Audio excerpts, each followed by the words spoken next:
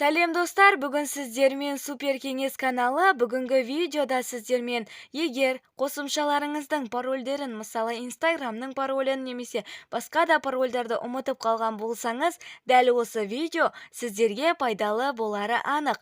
Себебі бұл видеода ешкім айтпайтын ең құпия әдіспен бүгінгі видеода сіздермен бөлісетін боламын. Видеоны соңына дейін көруді кеңес беремін. Себебі бұл видеода сіздерге өте пайдалы кеңестер, құпиялар айтылатын болады.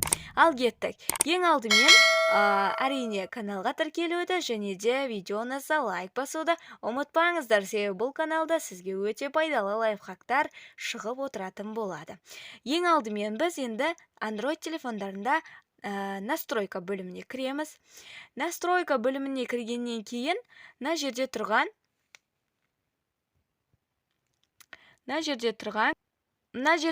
Google дегенді басамыз Googleға. Одан кейін осыны басқаннан кейін бізде осы біздің Google аккаунтымыз шығады. Және де мына жерде управление аккаунтом Google деген батырманы басамыз. Осылай загрузка болады. Осылай жасағаннан кейін бізде қазір дәл осы әдіс арқылы біз көптеген қосымшаларымыздың тек қана Instagram емес, яғни Каспидің қайсы қосымшамызда бізде пароль бар, соны анықтауымызға мүмкіншілік бар. Загрузкадан кейін сіздерде дәл осылай өздеріңіздің аккаунттарыңыздың дәл осындай парақша ашылады. Және де одан кейін мына жерде тұрған главныйда тұрады. Содан кейін біз безопасность деген бөлімге өтеміз.